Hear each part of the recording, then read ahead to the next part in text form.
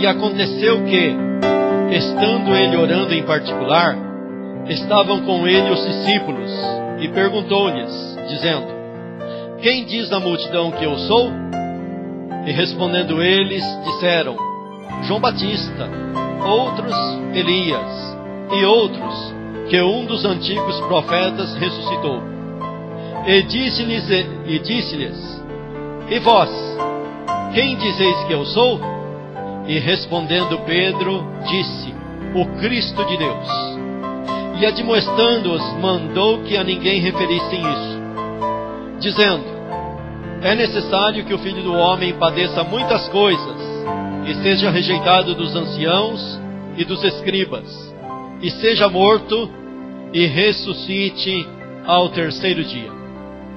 Amém? Os irmãos podem tomar assento.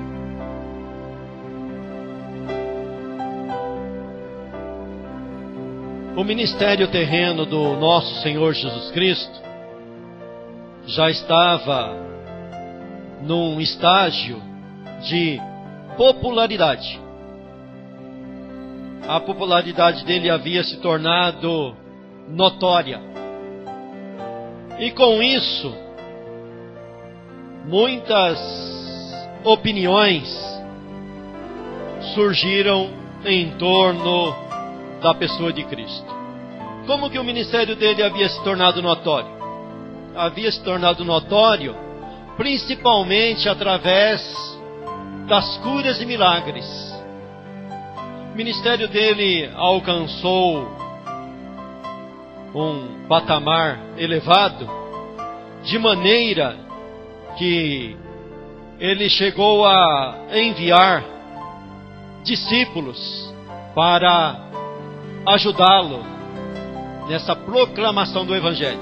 Lucas, no capítulo 9, ele começa o capítulo falando sobre a missão dos 12. Jesus chama os 12 a si e envia esses 12 a pregar a palavra. Não somente pregar, mas realizar curas e milagres. Por onde esses homens foram junto com eles a autoridade do Espírito Santo, a autoridade para curar, para sarar, para fazer milagres e ressuscitar mortos. E assim, o Evangelho de Cristo, a pregação de Cristo, aquela pregação que começou lá com João Batista, depois Jesus veio no batismo e deu continuidade à mensagem de João Batista. O reino de Deus estava sendo anunciado. E aonde o reino de Deus chega junto curas, milagres. Aonde o reino de Deus chega transformação de vidas. Pessoas são transformadas. Pessoas que eram do erro, das coisas erradas, do pecado, de uma vida que ninguém dá nada, são transformadas. Prostitutas haviam sido transformadas, homens endemoniados haviam sido libertos, pessoas que viviam lá no sepulcro, dormindo no sepulcro, haviam alcançado a libertação através do ministério terreno do Senhor Jesus Cristo. E aí começou então as opiniões, começou as conversas. Uns falavam de um jeito, outros falavam de outro. Uns diziam: ele tem demônio, esse camarada é um endemoniado. Outros diziam: não, mas você já viu um endemoniado fazer isso? Você já viu um pecador fazer essas coisas que esse homem faz? E as opiniões eram divergentes. E não era somente o povão que tinha as opiniões. As pessoas da alta sociedade também tinham as suas opiniões. As autoridades também tinham as suas opiniões. O ministério de Cristo alcançou um patamar tão alto que ninguém ficou totalmente na ignorância, ninguém ficou sem ouvir alguma coisa a respeito de Cristo. Uma das figuras importantes aqui que Lucas destaca é o Herodes, tetrarca Herodes, aquele camarada que estava imbuído de autoridade para estar governando aquela nação naquele tempo. E a opinião dele, qual que era a opinião dele? A opinião dele era que João Batista tinha ressuscitado. Por que ele tinha essa opinião? Ele olhou para tudo aquilo que o povo estava contando, comentando, e disse: mas espera aí, quem eu conhecia, que eu sabia que era profeta, eu mandei matar. Agora tudo isso está acontecendo é porque esse camarada que eu mandei degolar ressuscitou dos mortos, e por isso essas maravilhas estão se fazendo através dele. Consciência pesada, né? A consciência pesou lá no Herodes, falou: eu mandei matar, e agora é isso que está acontecendo. Então, por isso que Jesus pergunta aqui: e os homens? O que é que os homens falam a meu respeito? Os discípulos estavam inteirados do blá blá blá, das conversas que falavam sobre Cristo. O que os homens dizem aí a meu respeito? Uns falam: olha, ele é Elias. Afinal de contas, tem uma profecia lá no Velho Testamento, e essa profecia era bem conhecida dos religiosos da época, que dizia que Elias viria primeiro, né? Então tem gente falando, Jesus, que o Senhor é o Elias lá daquela profecia. O interessante é que Jesus ouve isso e não retruca nada. Ele não retruca, ele apenas é um ouvinte dessas opiniões. Ele não retruca as opiniões, ele apenas ouve essas opiniões. E outros diziam: não, é João Batista. Não era só Herodes que tinha essa opinião que era João Batista. Outras pessoas da população tinham também a ideia: é João Batista, tá vendo lá? O camarada era tão bom, tão certo, tão correto, que Herodes mandou matar ele, mas ele ressuscitou e agora está fazendo essas maravilhas aí. Isso mostra também, irmãos, que embora a doutrina da ressurreição não apareça claramente lá no Velho Testamento, existia uma ala corrente no meio dos religiosos que acreditavam na ressurreição. Tinha uma ala que era contrária, não acreditava nem na ressurreição e nem na existência de anjos. Mas existia uma ala na época que acreditava na ressurreição. Embora tinha umas crenças erradas, porque uma falsa doutrina nunca começa com uma mentira. Uma falsa doutrina sempre começa com uma verdade. Depois eles pegam essa verdade que está dando base para o pensamento deles, aí eles transformam numa falsa doutrina. Mas a princípio eles sempre lançam uma doutrina verdadeira. E eles tinham essa crença, e essa crença tem um certo baseamento, uma base lá no Velho Testamento. Você pegar no Velho Testamento, tem uma base para se acreditar na ressurreição. Não é uma base igual no Novo Testamento, mas se tem uma base lá no Velho Testamento para se acreditar na ressurreição. E ali no meio daqueles religiosos, tinha um grupo que acreditava na ressurreição. E por causa disso, eles tinham uma ideia errônea sobre a pessoa de Cristo. E outros diziam assim: foi um dos profetas antigos que ressuscitou. Afinal de contas, o Velho Testamento é cheio de santos e heróis da fé lá, né, do Velho Testamento. E um desses aí ressuscitou, e por isso essas maravilhas estão se fazendo nesse homem aí. São todas ideias que de um certo modo tem um certo ponto de verdade, mas que não é a verdade, é apenas uma meia-verdade, não é a verdade total. E até hoje se tem ideias sobre Cristo. Até hoje se discute quem é Cristo. Até hoje as pessoas, cada um tem uma opinião formada sobre a pessoa de Cristo.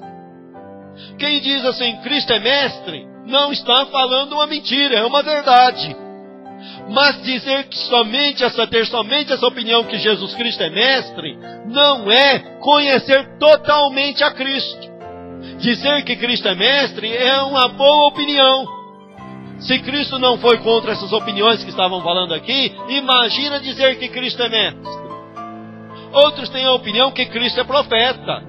também não é uma opinião errada. Mas Cristo não é apenas profeta, Ele é mais do que profeta.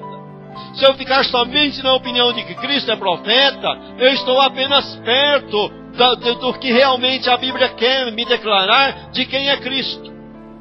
Quem é Cristo? A pergunta de Jesus aqui. O que os homens dizem quem eu sou? O que Cristo está querendo trazer aqui para os seus ouvintes e para nós é de suma importância. É uma pergunta pertinente, uma pergunta que eu e você devemos estar preocupados com essa pergunta. Quem é Cristo para mim? Quem é Cristo para você? Quem é Jesus? Quem é Cristo na tua opinião? Você tem que chegar a uma conclusão correta de quem é Cristo para você.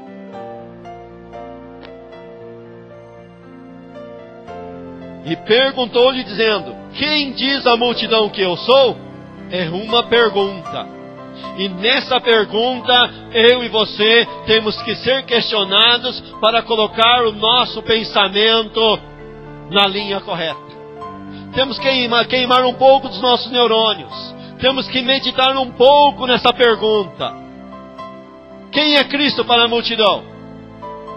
E a multidão tem ideias. A multidão tem pensamentos.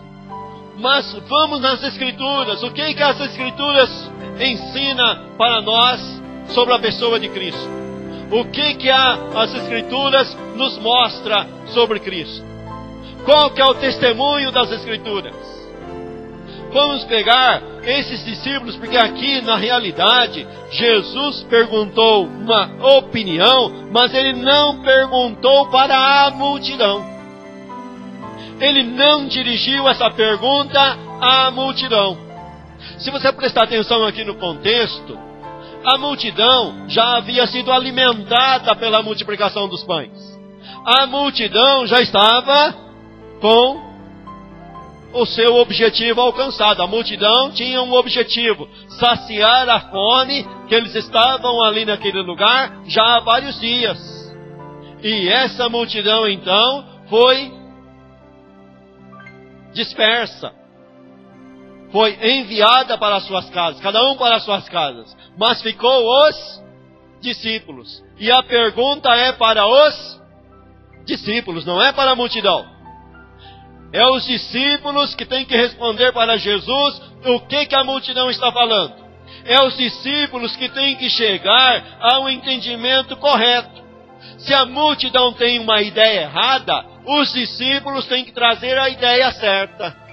Se o mundo tem um pensamento errado, você, igreja, tem que ter o pensamento correto. Os discípulos estão imbuídos no mundo, mas não são do mundo. Os discípulos estão no meio da multidão, mas não pertencem à multidão. Os discípulos foram trazidos para um lugar em particular, onde estão sendo questionados e ensinados. Os mistérios de Deus não é para a multidão. O pão para alimentar a fome física, sim, é para a multidão. Mas o mistério, a palavra mais refinada, a palavra mais chegada, a palavra de maior entendimento, não é para a multidão. Porque a multidão tem as suas opiniões e não está querendo mudar as suas opiniões. Mas e os discípulos? Os discípulos também têm as suas opiniões. Mas os discípulos estão ali para mudar as suas opiniões. Os discípulos estão ali para serem forjados de acordo com o ensinamento do Mestre. Você está aqui para ser forjado, para ser ensinado de acordo com o ensinamento do teu Mestre. As opiniões da multidão têm que chegar até você, mas você tem que selecioná-las. Você tem que pegar o que é verdadeiro e separar do que é falso. Você tem que ter discernimento espiritual. Você tem que crescer na vida espiritual para alcançar um patamar aonde a opinião da multidão apesar de você conhecê-la, você conhece ela no seu intelecto, mas você lança ela fora do teu coração e você tem que ficar com a opinião do teu mestre, a opinião correta. Você tem que chegar ao ponto de olhar para as Escrituras e selecionar o que as Escrituras me ensinam que é diferente do que a multidão está ensinando. A multidão tem suas escolhas, a multidão tem as suas ideias, mas os discípulos estão próximos de Cristo e estão sendo questionados por Cristo. E ele vai dizer aqui, e disse-lhe, versículo 20, e disse-lhes, e vós, quem dizeis que eu sou? Olha que agora a pergunta é a mesma, mas muda um pouco a direção. Até então, Cristo estava perguntando, o que a multidão fala de mim? Agora Cristo pergunta, o que vocês falam? Vocês me deram a resposta. Não estou aqui para questionar o que a multidão está dizendo. Mas e vocês? O que vocês falam de mim? O que vocês dizem ao meu respeito? Qual que é a opinião de vocês ao meu respeito? O que você tem dizer para falar acerca de Cristo? Quem é Cristo para você? Quem é Jesus para você? O que Ele representa para você? E Pedro, como porta-voz dos discípulos, dá uma resposta. E Pedro diz assim. E respondendo Pedro disse, o Cristo de Deus. O Cristo de Deus, o Messias de Deus. Aquele que Deus ungiu, o ungido de Deus. Aquele que Deus escolheu desde antes da fundação do mundo, elegeu e ungiu antes da fundação do mundo, e agora, segundo a linguagem de Paulo, nos últimos tempos revelou aquele que estava escondido, que era mistério, e depois de ser revelado, não é mais mistério, agora já está revelado. O interessante é que aquilo que foi revelado deixou de ser mistério. Então não precisa mais de revelação. Sabe o que precisa? Precisa de luz. Precisa de ter entendimento aberto para compreender e entender quem é Cristo. E aí você precisa estudar as Escrituras. Você tem que ter contato com esse Jesus. Você nota que no meio dessa multidão tem gente que parte para o lado místico. Tem o lado místico da história. E nós, da igreja, gostamos muito do lado místico, mas o lado místico é um lado perigoso. O lado místico é um lado que pode nos levar a ter experiências com seres não da parte de Deus, mas seres da parte de Satanás. Nós temos que olhar tudo como João escreveu lá na sua carta.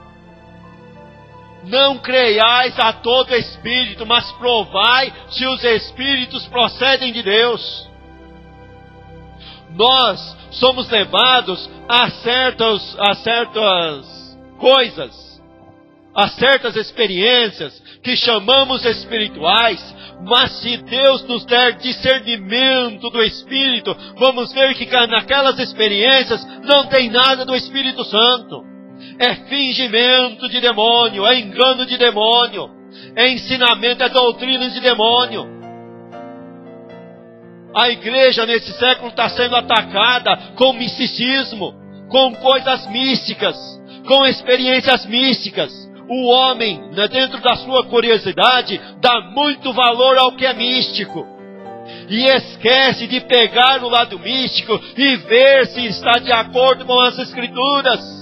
E realmente fazer prova se naquela experiência realmente é o Espírito Santo que está agindo, se realmente é Deus que está agindo. Paulo, escrevendo em uma de suas cartas, ele fala, eu quero que vocês compreendam o seguinte, que jamais aquele que fala pelo Espírito que Cristo é o Senhor, fala que Cristo é maldito. Não pode ter duas mensagens contrárias no mesmo profeta, na boca do mesmo pregador, na boca do mesmo vaso. Queira lá o nome que você queira dar para as pessoas que têm dons espirituais. Não sai duas águas da mesma fonte. Cristo disse que não se colhe frutas boas de árvores ruins, e nem fruto ruim de árvore boa. Cada árvore produz o seu fruto de acordo com a sua natureza. Quem é Cristo para você? Quem é Cristo na tua vida? Nós somos muitas das vezes levados a experiências místicas. No meio pentecostal, gostamos muito de experiências místicas. Mas essas experiências passam no crivo das Escrituras? Permanece de pé diante do crivo das Escrituras? Colocá-las em prova, vão permanecer? Colocá-las diante do fogo do juízo de Deus, vão permanecer? Temos que olhar para tudo isso. A pergunta de Cristo para nós: e vocês, o que vocês falam sobre mim? Qual é a experiência que vocês têm comigo? Pedro disse: tu és o Cristo. Sabe o que quer dizer isso? Tu és Deus. É dizer que Jesus Cristo é divino. É aceitar a divindade de Cristo.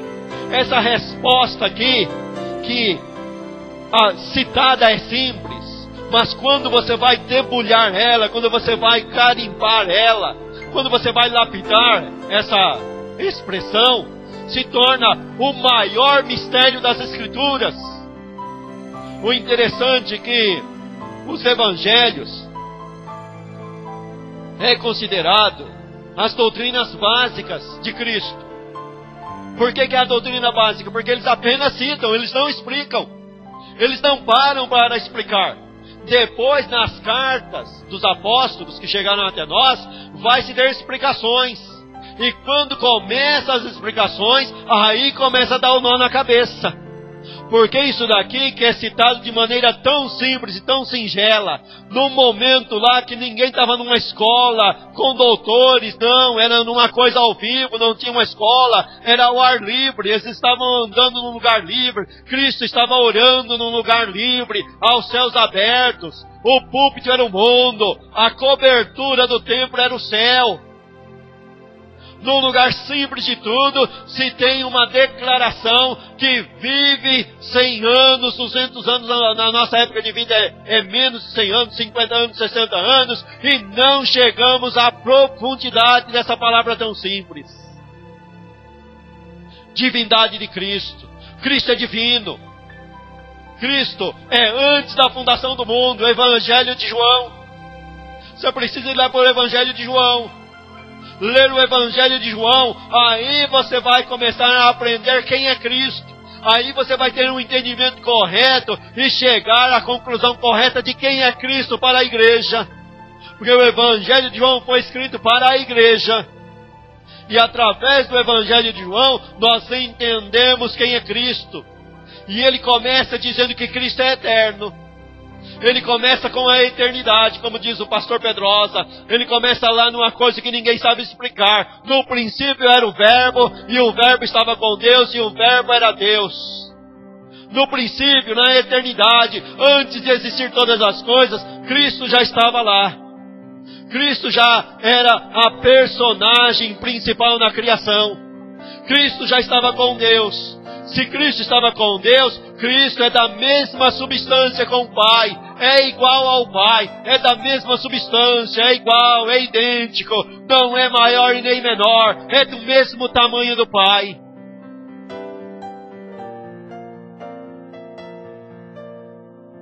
E aí você vai no Evangelho de João e encontra uma mulher samaritana. E essa mulher tem um encontro com Cristo, tem uma conversa com Cristo. E essa mulher, dentro da sua religiosidade da época, ela também estava esperando Cristo. Ela estava esperando Cristo. E dentro da conversa dela com Cristo, ela levantou várias questões. E Cristo se revela para ela. E Cristo se revela. A princípio, ela teve uma opinião de Cristo. esse homem é profeta. Mas essa opinião foi mudando, essa opinião, o entendimento foi crescendo, até chegar ao ponto de Cristo falar para ela: eu sou o Cristo. Até o ponto dela chegar e falar para os homens de toda a cidade que havia encontrado um homem: não será porventura esse o Cristo?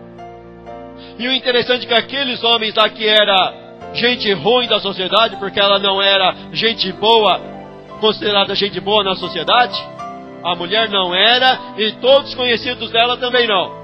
Era tudo farinha no mesmo saco. Mas todos chegaram ao entendimento: esse que você tem falado para nós estamos acreditando nele agora, não porque você tem falado, mas porque nós temos ouvido ele.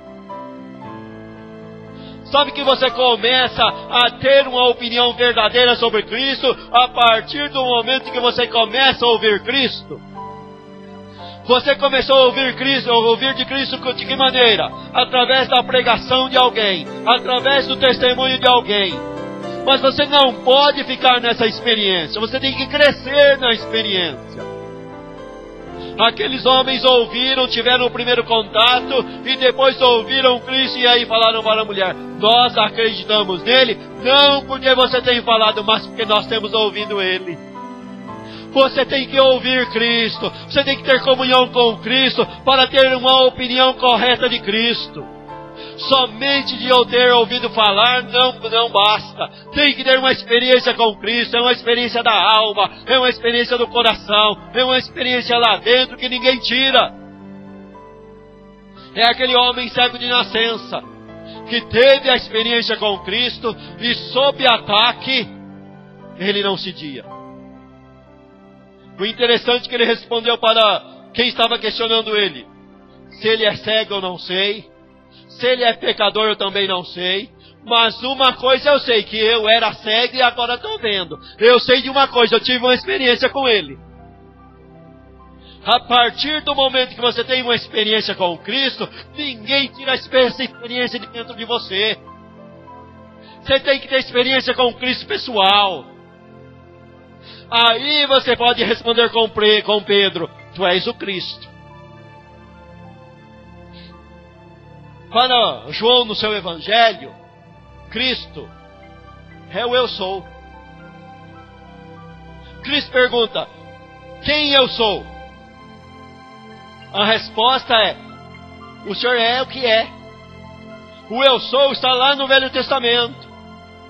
Quando Moisés pediu o nome: quem é que está me enviando? Diga para ele: o eu sou me enviou a vós. O eu sou é Cristo. Não tem mais nada para ninguém. É o eu sou do Velho Testamento. É o eu sou lá, dito para Moisés. O que Jesus é? Jesus, para o apóstolo João, é a porta das ovelhas. É a porta por onde você entra e acha pastagem. Você entra e acha alimento para a tua alma.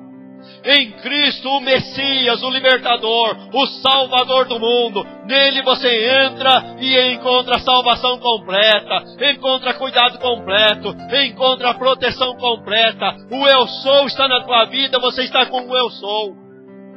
Você pertence a Ele, Ele é o teu Cristo. Conforme está escrito no Salmo de número 2, recitarei o decreto: tu és o meu filho, eu hoje te gerei, sobre o meu santo monte eu ungi o meu rei. Ungido, Messias, é a mesma coisa que a palavra ungido. O que é ungido no Velho Testamento? É uma pessoa que recebeu uma dose grande de perfume, e nessa dose grande de perfume está a mensagem: esse camarada foi escolhido e separado para uma obra específica. O que é Cristo para você? É aquele que foi ungido, separado por Deus para uma obra específica. E ninguém pode ocupar o lugar dele nessa obra. Ninguém pode ocupar o lugar dele nessa obra. Se ele tivesse desistido, não teria salvação para ninguém, porque ninguém pode ocupar o lugar dele nessa obra. Sabe por quê? Ele é o único ungido para esta obra. Sabe por que não tem salvação em nenhum outro? Porque somente Cristo foi ungido para a obra de salvação. Sabe por que somente o nome de Cristo salva? Porque foi dado somente o nome de Cristo para a salvação da humanidade. Fora dele não existe nenhum outro. Teve heróis da fé do passado? Teve. Teve heróis da fé no presente? Teve. Terá heróis da fé no futuro? Terá, sim, com certeza terá. É só ler Apocalipse que você vai ver que haverá heróis da fé em plena grande tribulação. Mas ninguém foi ungido para essa obra a não ser o Senhor Jesus Cristo. Todos os outros dependem da única obra de Cristo. Quem é Cristo para você? É o único Salvador da minha vida. Não tem nenhum outro, não é a salvação em nenhum outro nome. Em ninguém mais a salvação, porque Ele é o Cristo de Deus. Como diz João Batista, eis o Cordeiro de Deus que tira o pecado do mundo. Agora, se é para trazer assuntos complicados, citar é fácil. Ele diz aqui no versículo 21, e admoestando-os, mandou que a ninguém referissem isso, dizendo, é necessário que o Filho do Homem padeça muitas coisas, e seja rejeitado dos anciãos e dos escribas, e seja morto, e ressuscite ao terceiro dia. É necessário que o Filho do Homem... Note que aqui, Jesus dá um título para Ele mesmo. Qual que é esse título que Ele dá para Ele mesmo? Filho do Homem. Pedro disse, tu és o Cristo. É um título. É um título que significa divindade. É um título que é a mesma coisa de falar, o Senhor é Deus. Jesus, nós reconhecemos que o Senhor é Deus. Mas Jesus pega essa afirmação de Pedro. Essa afirmação de Pedro é correta, deve ser a minha afirmação, minha e tua, mas Jesus se volta para si mesmo e fala, o Filho do Homem. Aí é para te dar um nó na cabeça e um nó bem grande. Sabe por quê? Porque dizer Filho do Homem é uma coisa bem básica, e falar, esse cara é homem.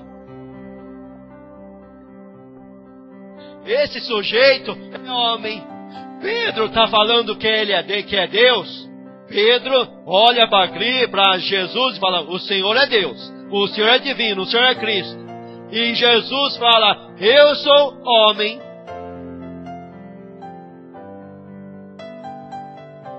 Somente citar é a coisa mais simples do mundo, mas explicar, aí começa a contradição.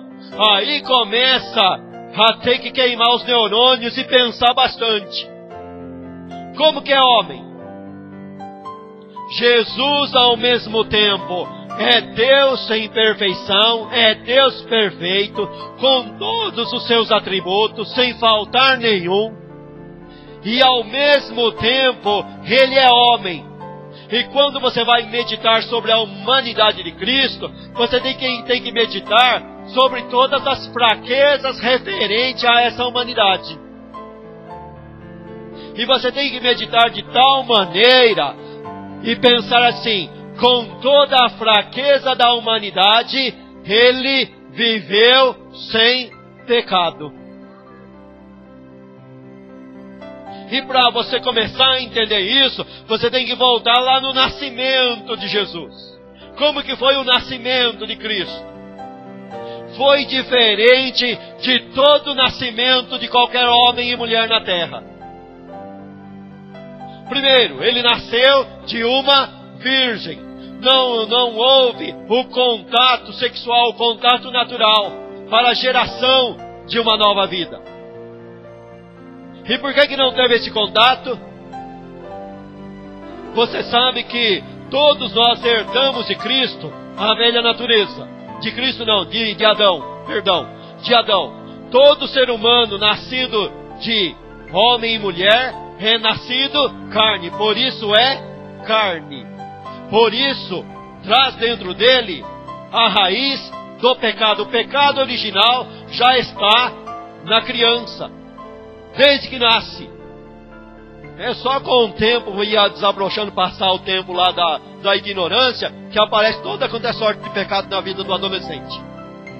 Ninguém ensina a criança a mentir, mas de repente ela está contando mentira. Ninguém ensina a criança a fazer coisa errada, mas de repente ela está fazendo coisa errada. E precisa estar todo dia lá corrigindo para ir deixando os erros, não é isso? Porque já nasce de maneira errada. Mas Jesus não herdou isso daí. Por que ele não herdou? Porque ele não nasceu de um relacionamento natural. Ele nasceu de uma concepção executada pelo Espírito Santo no ventre de Maria. Deus é Deus.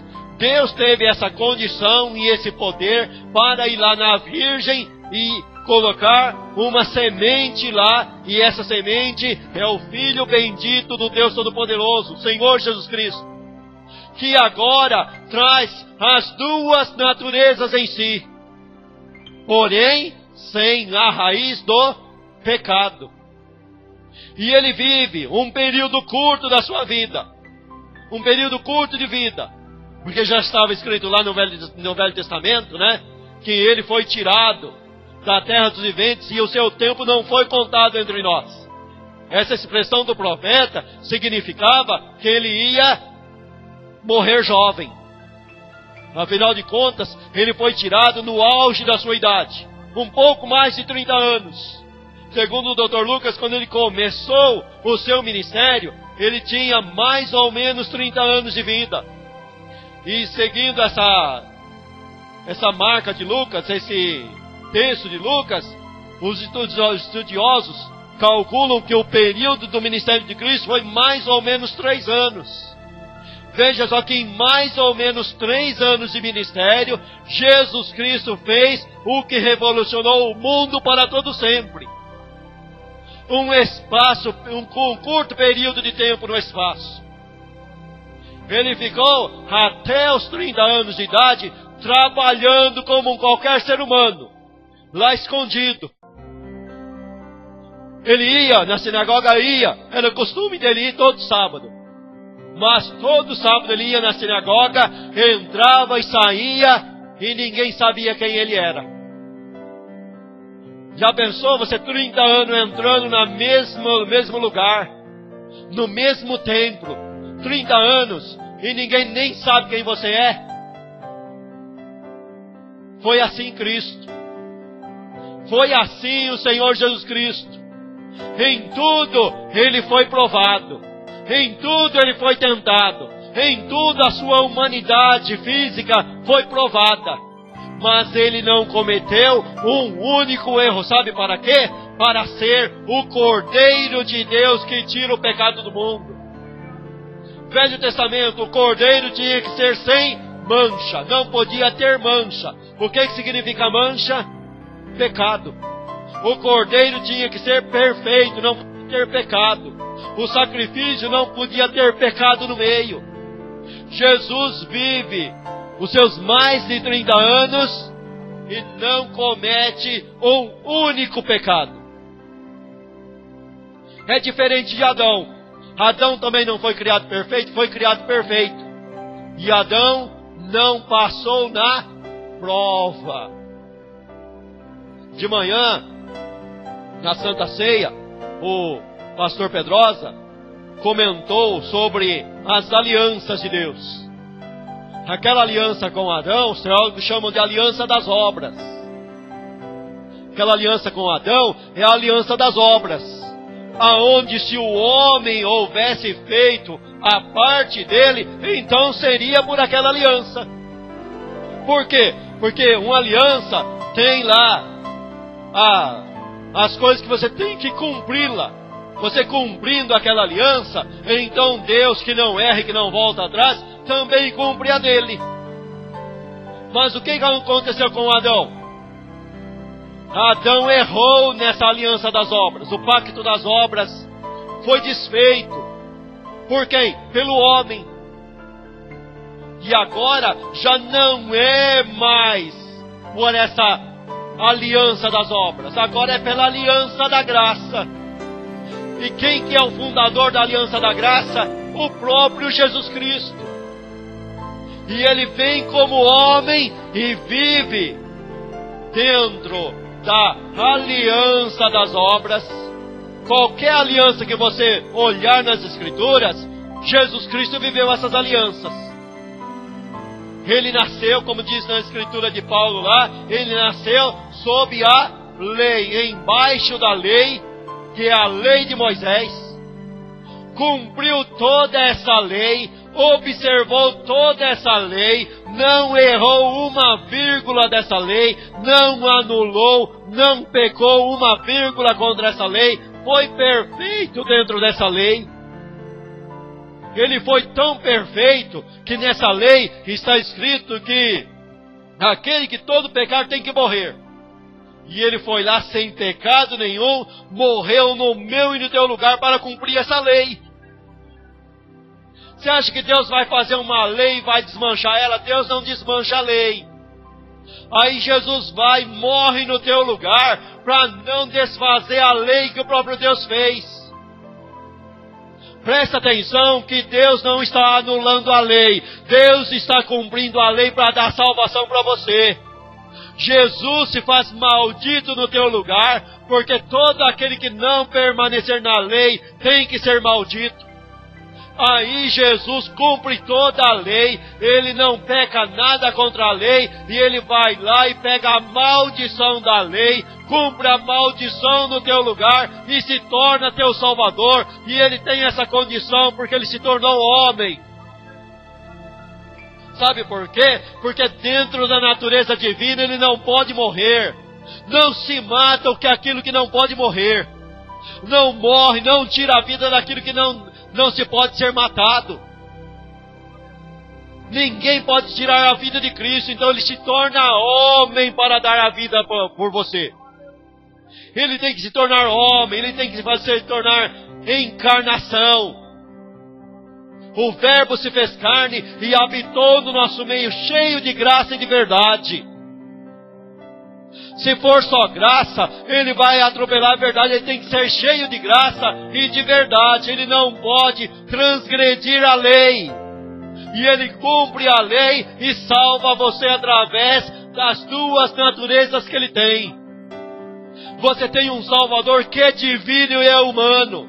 Você tem um Salvador que dentro dessas duas naturezas se torna uma natureza só, unido numa só pessoa, habitando só numa só pessoa. E essas duas naturezas, ela é aceita por fé e não por razão.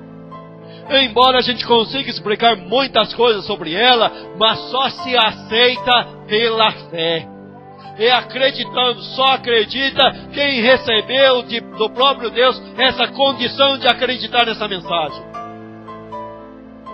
Por isso que Jesus fala para Pedro: Pedro, bem-aventurado és tu, porque não foi carne e sangue que tu revelou, mas meu Pai que está no céu que te revelou. Precisa sim agora, a revelação já foi dada, precisa agora sim de luz para entender, para compreender. Por isso que Paulo ora: eu me ponho de joelhos diante desse Deus, para que vocês sejam iluminados, tenham o entendimento de vocês iluminados, para que vocês sejam ajudados em espírito para compreender esses mistérios que já foi revelado. Já está revelado, já está escrito. E como nós pentecostais gostamos de muita coisa mística, não é anjo que vai vir desenrolar coisa nenhuma para você aqui, não. Não é anjo que vai descer do céu e desenrolar o rolo, não. É as Escrituras, o Espírito Santo é que vai interpretar isso no teu coração, através do ensinamento que está nas Escrituras. é através desse ensinamento, é através dessa palavra, é que você vai chegar a esse entendimento, é que você vai ter esse entendimento, que esse homem Jesus, essas duas naturezas, vivendo em uma só, perfeito. E você pode discutir, como é que uma pessoa que tem tudo, abandona tudo que tem e vai viver uma vida dessa daí. Estava lendo em casa um teólogo e ele fez a seguinte comparação: imagine uma pessoa que nasceu em berço de ouro, é rico por herança, tem tudo, tudo que é do pai é dele, mas ele olha para tudo aquilo lá e chega à seguinte conclusão: eu não quero nada do meu pai, eu quero uma riqueza conquistada por mim mesmo. E o teólogo diz assim, no seu pensamento: só tem um jeito de fazer isso: renunciar à herança. Renuncia à herança, tudo aquilo que tem, e vai viver a vida lá no meio dos servos, para adquirir lá no meio dos servos toda a riqueza, e depois dizer: está vendo? Eu cheguei no ponto porque eu deixei tudo que eu tinha e alcancei tudo no meu braço, na minha mão. E o teólogo diz: assim fez Cristo, assim fez Jesus. Renunciou tudo que tinha lá no céu e veio até a terra, viveu como servo no meio dos servos, servindo esses servos, porque foi isso que Jesus fez. Jesus nasceu da maneira mais humilde, viveu da maneira mais humilde e serviu todos os servos que estavam em volta dele. Ele deixou tudo e serviu a todos e ganhou um nome, conforme está escrito nas Escrituras, que ele ganhou um nome que é acima de todo nome. E agora ele pode bater no peito: o meu braço me salvou. Ninguém pode dizer isso, mas Jesus pode. O meu braço me trouxe a vitória. O meu braço me trouxe a vitória. Eu renunciei tudo que tinha, porque o meu Pai mandou eu fazer isso. Não fiz isso de mim mesmo, mas obedecendo uma ordem que Ele me deu. Fiz tudo isso, desci no meio do povo, vivi como servo, conquistei tudo através do que eu fiz. Agora Jesus está orando: glorifica-me tu, ó Pai, com aquela glória que eu tinha contigo antes da fundação do mundo. João capítulo 17. Ele é o único que pode fazer essa oração: glorifica-me tu, ó Pai, junto de ti mesmo, com aquela glória que eu tinha antes da fundação do mundo. E ele ainda leva mais essa: o de ser o único homem que viveu em obediência total ao seu Deus. O único homem que viveu em obediência. E através dessa obediência, ele salva a muitos, conforme está escrito lá em Isaías capítulo 53. Com a sua justiça, o meu servo justificará a muitos. Esse muitos é seletivo. É para todo aquele que acredita, aceita e abraça. É oferecido para a humanidade, mas só faz efeito para aquele que abraça e recebe. Então ele se torna seletivo. Ele é dado de maneira geral, mas se torna seletivo porque só faz efeito na vida daquele que abraça. Graças a Deus que você tenha abraçado esse Messias, esse Cristo, que é homem e é Deus ao mesmo tempo. Deus te abençoe e te guarde. Amém?